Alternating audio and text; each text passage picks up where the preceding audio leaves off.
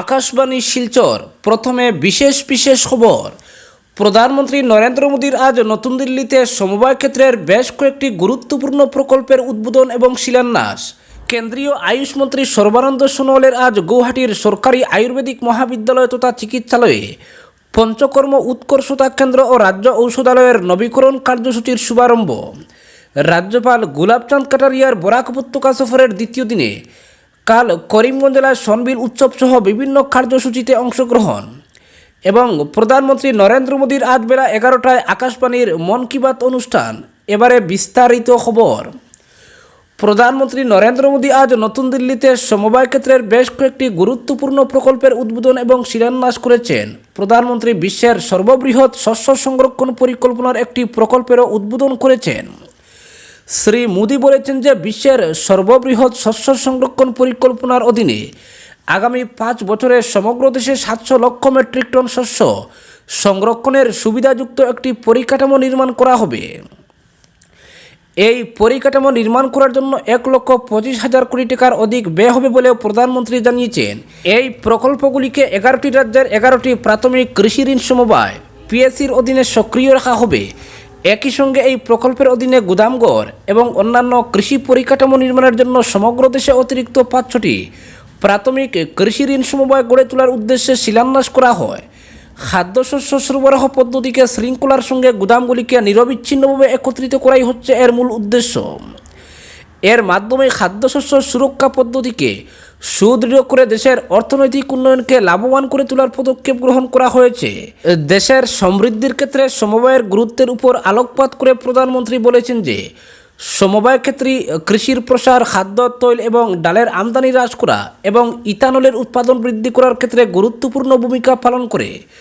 সমবায় ক্ষেত্রের সম্প্রসারণের জন্য সরকার বেশ কয়েকটি কার্যকর পদক্ষেপ গ্রহণ করেছে বলে উল্লেখ করে প্রধানমন্ত্রী বলেন যে সরকার 2 লক্ষের অধিক সমবায় সমিতি গঠনের জন্য লক্ষ্যমাত্রা ধার্য করেছে। তিনি সমবায় ক্ষেত্রে আমুল এবং লিজ্জত পাপুরের ভূমিকার প্রশংসা করে বলেন যে সমবায় ক্ষেত্রে মহিলাদের অগ্রাধিকার দিয়ে তাদের অংশগ্রহণ নিশ্চিত করা হয়েছে। অনুষ্ঠানে অংশ নিয়ে কেন্দ্রীয় স্বরাষ্ট্রমন্ত্রী অমিত শাহ বলেন যে 2027 সালের মধ্যে ভারত ক্ষুদ্র কৃষি ঋণ সমবায়ের সহায়তায় 100% শস্য মজুত করতে পারবে। সমবায় ক্ষেত্রকে আরও অধিক সক্রিয় করে তোলা এবং ক্ষুদ্র তথা প্রান্তীয় কৃষকদের সবলীকরণের লক্ষ্যে সরকারের দৃষ্টিভঙ্গি সাহকর্ষে সমৃদ্ধির সঙ্গে সঙ্গতি রেখে সমগ্র দেশের 18,000 প্রাথমিক কৃষি ঋণ সমবায় সমিতিকে কম্পিউটারাইজেশন করার উদ্দেশ্যে প্রধানমন্ত্রী আজ এই প্রকল্পগুলির উদ্বোধন করেছেন। আসাম সরকার রাজ্যে বর্তমানে প্রযোজ্য আসাম মুসলিম বিবাহ ও বিচ্ছেদ আইন 1935 প্রত্যাহার করার সিদ্ধান্ত গ্রহণ করেছে। গৌহাটিতে রাতে অনুষ্ঠিত মন্ত্রিসভার একটি গুরুত্বপূর্ণ বৈঠকে এই সিদ্ধান্ত গ্রহণ করা হয়। রাজ্যের পর্যটন মন্ত্রী জয়ন্ত মল্ল বড়ুয়া মন্ত্রিসভার এই সিদ্ধান্তের কথা জানিয়ে বলেন যে এখন থেকে আসাম মুসলিম বিবাহ ও বিচ্ছেদ আইন 1935-এর অধীনে মুসলমানদের বিবাহের পঞ্জীয়ন অথবা বিবাহ বিচ্ছেদের পঞ্জীয়ন করা যাবে না। এই আইন প্রত্যাহারের ফলে ক্ষতিগ্রস্ত হওয়া রাজ্যের 94 জন মুসলিম বিবাহ পঞ্জীয়ককে পুনর্বাসনের জন্য 2 লক্ষ টাকা করে এককালীন সাহায্য প্রদান করা হবে বলে মন্ত্রী শ্রী বড়ুয়া জানিয়েছেন। সামাজিক মাধ্যমের একটি পোস্টে মুখ্যমন্ত্রী ডক্টর হিমন্ত বিশ্ব শর্মা জানিয়েছেন যে আসাম মন্ত্রিসভা পুরনো আসাম মুসলিম বিবাহ ও বিচ্ছেদ আইন প্রত্যাহার করার একটি গুরুত্বপূর্ণ সিদ্ধান্ত গ্রহণ করেছে। তিনি বলেছেন যে বাতিল হওয়া আইনে মেয়ের বয়স 18 বছর এবং ছেলের বয়স 21 বছর পূর্ণ না হলেও বিবাহ পঞ্জীয়ন করার সুবিধা প্রদান করা হয়েছিল। এই আইন বাতিল হওয়া রাজ্যে বাল্যবিবাহ প্রতিরোধে সহায়ক হবে বলেও মুখ্যমন্ত্রী উল্লেখ করেন। আসাম মন্ত্রিসভার গতকাল দিশপুরে অনুষ্ঠিত বৈঠকে প্রাথমিক বিদ্যালয়ের বুনিয়াদী পর্যায়ে শিক্ষার মাধ্যম হিসেবে ডিমাসা, রাভা, তিওয়া, কার্বি ও দেউরি ভাষা প্রবর্তন করা সহ বেশ কয়েকটি গুরুত্বপূর্ণ সিদ্ধান্ত গ্রহণ করা হয়। রাজ্যের প্রাথমিক শিক্ষাখণ্ডে মাতৃভাষা প্রবর্তনের লক্ষ্যে গুরুত্বপূর্ণ সিদ্ধান্ত হিসেবে মন্ত্রিসভা এই ভাষাগুলি প্রবর্তনে অনুমোদন জানিয়েছে। মুখ্যমন্ত্রী ডক্টর হিমন্ত বিশ্ব শর্মার পৌরোহিত্যে অনুষ্ঠিত মন্ত্রিসভার বৈঠকের পরিমন্ত্রী জয়ন্ত মল্ল বড়ুয়া সাংবাদিকদের একথা জানান। তিনি আরও জানান যে মন্ত্রিসভা কাচার, করিমগঞ্জ, হাইলাকান্দি ও হুজাই জেলায় মণিপুরী ভাষাকে সহযোগী সরকারি ভাষা করার ক্ষেত্রে স্বীকৃতি দিয়েছে। আসাম কৃষি বিশ্ববিদ্যালয়কে 2 ভাগ করে আসাম পশু চিকিৎসা ও মৎস্য বিশ্ববিদ্যালয় স্থাপনের সিদ্ধান্ত গতকাল মন্ত্রিসভায় গ্রহণ করা হয়। এদিকে লোক নির্মাণ বিভাগের গৃহ ও জাতীয় মহাসড়ক শাখার ডিভিশন ও সাব ডিভিশনগুলি পুনর্গঠনের সিদ্ধান্ত গ্রহণ করা সহ মুখ্যমন্ত্রীর মহিলা উদ্যমিতা অভিযানে গ্রামাঞ্চল ছাড়াও শহরাঞ্চলে থাকা আত্মসহায়ক গোষ্ঠীর 3 লক্ষ মহিলাকে অন্তর্ভুক্ত করার জন্য মন্ত্রিসভায় সিদ্ধান্ত গ্রহণ করা হয়। রাজ্য মন্ত্রিসভার বৈঠকে মুসলিম বিবাহ ও বিচ্ছেদ আইন 1935 বাতিল করার জন্য সিদ্ধান্ত নেওয়া হয়। এর ফলে এই আইনের অধীনে বিবাহ বা বিবাহ বিচ্ছেদ হবে না। কেন্দ্রীয় সরকার বিকশিত ভারতের বিকশিত রেল কার্যসূচির অমৃত ভারত স্টেশনের অংশ হিসেবে রাজ্যের বিভিন্ন প্রান্তে আগামী সোমবার অমৃত ভারত স্টেশনের শিলান্যাস করবে। প্রধানমন্ত্রী নরেন্দ্র মোদী ভার্চুয়াল ব্যবস্থার মাধ্যমে এই স্টেশনগুলির শিলান্যাস করবেন। এর অংশ হিসেবে রঙ্গিয়া রেল সংমণ্ডলের অধীন স্টেশনগুলির উন্নয়নমূলক কাজেরও শ্রী মোদী ভার্চুয়াল ব্যবস্থার মাধ্যমে শিলান্যাস করবেন। সম্প্রতি রঙ্গিয়া রেল বিভাগ এক সাংবাদিক সম্মেলনে এই তথ্য জানিয়ে বলেছে যে রঙ্গিয়া রেল সংমণ্ডলের 11টি স্টেশনকে অমৃত ভারত স্টেশন হিসেবে উন্নীতকরণ এবং 8টি রেল ওভারব্রিজ সহ বিভিন্ন পরিকাঠামোর শিলান্যাস করা হবে। এই উপলক্ষে রাজ্যের বিভিন্ন জেলায় অমৃত ভারত স্টেশন প্রকল্পের অধীনে রেল বিভাগ ছাত্রছাত্রীদের মধ্যে চিত্রাঙ্কন, বক্তৃতা এবং রচনা ইত্যাদি প্রতিযোগিতার আয়োজন করেছে। প্রধানমন্ত্রী নরেন্দ্র মোদী একগুচ্ছ কার্যসূচি নিয়ে আগামী 9 মার্চ গৌহাটি আসবেন। তিনি জোরহাটে নির্মিত 125 ফুট উচ্চতা সম্পন্ন লাচিত বরফুকনের প্রতিমূর্তির উন্মোচন করবেন। একই সঙ্গে প্রধানমন্ত্রী মেলাং মেতলি মাঠে এক বিশাল জনসভায় অংশগ্রহণ করবেন। শ্রী মোদী লাখপতি দিদিদের সঙ্গে মত বিনিময় করবেন। প্রধানমন্ত্রীকে স্বাগত জানাতে প্রস্তুতির কাজ দ্রুতগতিতে চলছে। কেন্দ্রীয় আয়ুষ মন্ত্রী সর্বানন্দ সোনোয়াল আজ গৌহাটি সরকারি আয়ুর্বেদিক মহাবিদ্যালয় তথা চিকিৎসালয়ে পঞ্চকর্ম উৎকর্ষতা কেন্দ্র এবং রাজ্য পর্যায়ের ঔষধালয়ের নবীকরণ কার্যসূচির শুভারম্ভ করেন। রাজ্যের স্বাস্থ্যমন্ত্রী কেশব মহন্তের উপস্থিতিতে শ্রী সোনোয়াল মহাবিদ্যালয়টির তথ্য প্রযুক্তি গবেষণাগারেরও উদ্বোধন করেন। এই কেন্দ্রে স্নায়ুরোগ, পক্ষাঘাত, গেটেবাত, কোমর ব্যথা ইত্যাদি বিভিন্ন রোগের চিকিৎসা সেবা সহজলভ্য হবে। শ্রী সোনোয়াল বলেন যে প্রধানমন্ত্রীর নেতৃত্বে দেশের পরম্পরাগত ঔষধ তথা চিকিৎসা পদ্ধতির সম্প্রসারণের জন্য বিশেষ পদক্ষেপ গ্রহণ করা হয়েছে। তিনি বলেন যে এই পদক্ষেপের ফলে আসাম তথা উত্তর পূর্বাঞ্চলের আয়ুষ ক্ষেত্রের সম্ভাবনা যথেষ্ট ত্বরান্বিত হয়েছে। সমগ্র অঞ্চলটিতে আয়ুর্বেদিক শিক্ষা তথা চিকিৎসা পদ্ধতির প্রসারের ক্ষেত্রে গৌহাটির সরকারি আয়ুর্বেদিক মহাবিদ্যালয় গুরুত্বপূর্ণ ভূমিকা গ্রহণ করবে বলে তিনি আশা প্রকাশ করেন। কেন্দ্রীয় মন্ত্রী বলেন যে 2014 সালের পূর্বে ভারতের আয়ুষ সামগ্রীর বাজার মূল্য ছিল 24,000 কোটি টাকা, কিন্তু বর্তমানে এই সামগ্রী বিশ্বব্যাপী 4,50,000 কোটি টাকার বাজার লাভ করতে সক্ষম হয়েছে।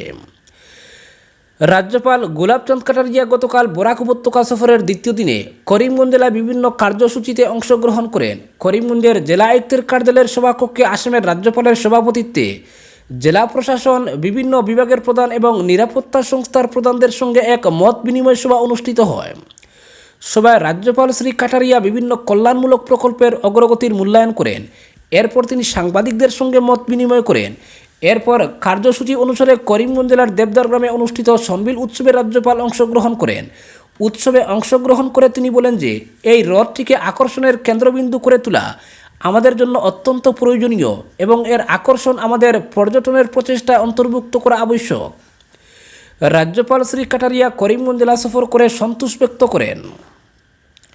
প্রধানমন্ত্রী নরেন্দ্র মোদী আজ বেলা 11টায় আকাশবাণীর মন কি বাত অনুষ্ঠানের মাধ্যমে দেশ বিদেশের জনসাধারণের কাছে নিজের মনের ভাব ব্যক্ত করবেন।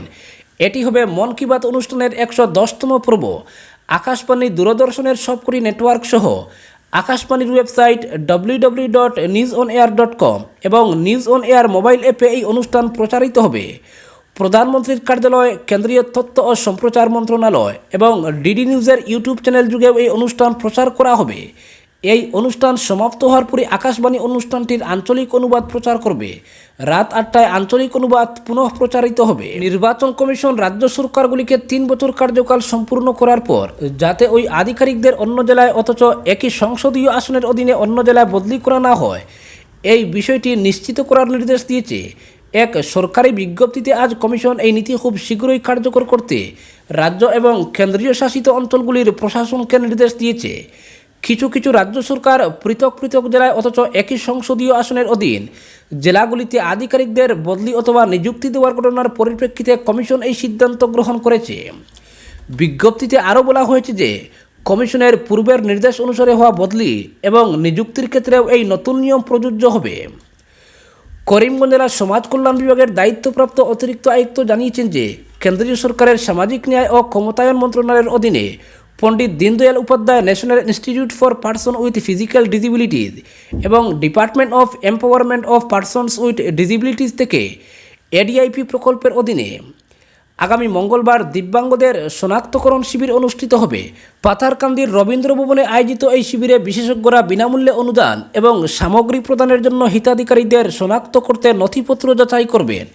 শিবিরে অক্ষম ব্যক্তি যারা বিগত 3 বছর এবং শিশু যারা বিগত 1 বছরে সরকার প্রদত্ত কোনো সামগ্রী গ্রহণ করেননি এবং এই প্রকল্পের যোগ্য তারা উপস্থিত থাকতে পারবেন। শিবিরে দিব্যাঙ্গদের আধার কার্ড, 2 কপি ফটো, অক্ষমতার প্রমাণপত্র, ইউডিআইডি কার্ড এবং 22,500 টাকা থেকে কম আয়ের সার্টিফিকেট সঙ্গে নিয়ে আসতে হবে। বরাক উপত্যকার ঐতিহ্যবাহী ভুবন পাহাড়ে প্রতি বছরের ন্যায় এবারও নাগাদের প্রাচীন নিদর্শন হিসেবে পরিচিত নাগা বিষ্ণু মন্দিরের 43তম বার্ষিক অনুষ্ঠান আজ বিভিন্ন কার্যসূচির মাধ্যমে সম্পন্ন হয়েছে। মাঘী পূর্ণিমা তিথিতে আয়োজিত 2 দিনব্যাপী এই বার্ষিক অনুষ্ঠানে প্রতিকূল আবহাওয়াকে উপেক্ষা করে স্থানীয় জনসাধারণ সহ আসাম, মণিপুর ও নাগাল্যান্ড থেকে আগত ধর্মপ্রাণ ভক্তদের স্বতঃস্ফূর্ত অংশগ্রহণ পরিলক্ষিত হয়েছে। পূজার্চনা ছাড়াও 2 দিনব্যাপী এই বার্ষিক কার্যসূচিতে সাংস্কৃতিক অনুষ্ঠানেরও আয়োজন করা হয়। আজকের বিশেষ সংবাদ এখানেই সমাপ্ত।